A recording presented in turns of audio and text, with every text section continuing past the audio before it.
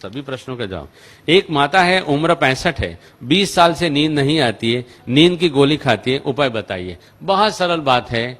सामान्यतया कोई भी शरीर में कैल्शियम का लेवल नॉर्मल से जब नीचे होता है तो नींद नहीं आती है।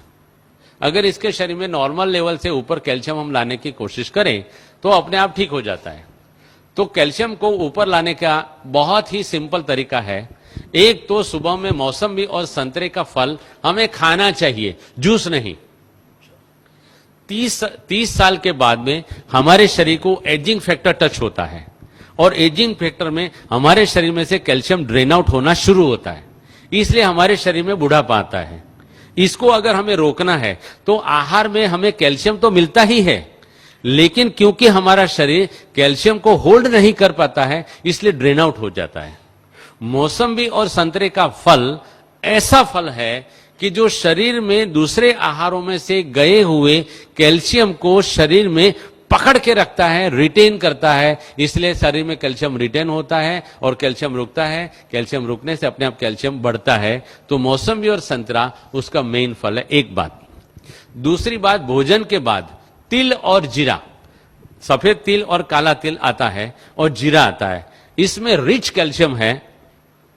और भोजन के बाद हम एक एक चम्मच तिल और जीरा रोजाना अगर नियम से खाते हैं तो आपको कहां भी कैल्शियम ढूंढने जाने की जरूरत नहीं है। कच्चा कभी भी, ये तेल वाली जो भी चीज है अगर भून लिया तो तेल उसका बेकार हो जाता है। ऑन द कॉन्ट्ररी, अगर कच्चा तिल आप खाओगे तो आपके हार्ट को फायदा करेगा। अगर सेका हुआ तेल खाओगे, भुना हुआ तेल खाओगे तो आपके हार्ट को वो डैमेज करता है। तो तिल और जीरा भोजन के बाद खाना है। यहां ही हमारे लगभग शांतिवन या पांडव भवन से एक भाई साहब मेरे पास आए थे, उनकी 72 ईयर्स की उम्र थी। वो मुझे मिलने आए थे और आकर के मुझे नमस्ते किया था, डॉक्टर साहब आप रियल में डॉक्टर साहब हो। मैंने बोला क्या बात है भाई साहब, उनका नाम मैं सच्ची में भूल गया हूं। उन्होंने बताया कि मुझे काफी 13-14 सालों से मेरे जोड़ों में दर्द होता था और आपका मैंने कैसेट सुना और कैसेट में आपने करी पत्ता के बारे में बहुत बताया है, तो मैंने रोज का 150 ग्राम करी पत्ता 2 महीने तक खाया। उन्होंने बताया कि ये 150 ग्राम करी पत्ता खाने से मेरे सारे जोड़ों का दर्द चला गया। यहां तक कि मेरी 70 साल की उम्र है लेकिन मेरे घिसे हुए दांत बड़े हुए हैं।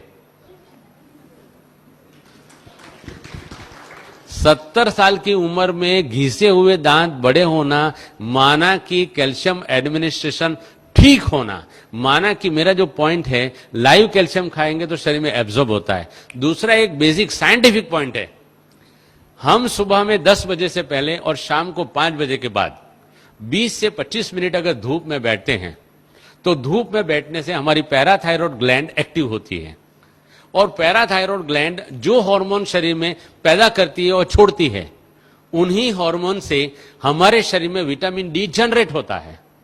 विटामिन डी जो जनरेट होता है, अगर हम रोजाना हमारे आहार में सिलिकॉन माना काकड़ी का तत्व डालते हैं तो विटामिन डी और सिलिकॉन के मिश्रण से कैल्शियम सेल जनरेट होकर के हमारे बोन में कैल्शियम आ जाता है।